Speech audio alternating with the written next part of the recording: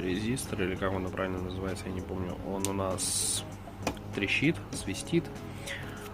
Здесь у нас присутствует в 2 Ома аж сопротивления, которые идущие на эту микросхему. Соответственно, эта микросхема греется, кондеры тоже греются.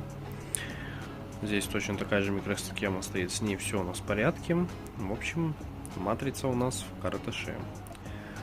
Искал я запчасти и понял, что лучше отказаться от этого ремонта, потому что она у нас не ремонтопригодная. Далее еще у нас есть вот такая вот тема.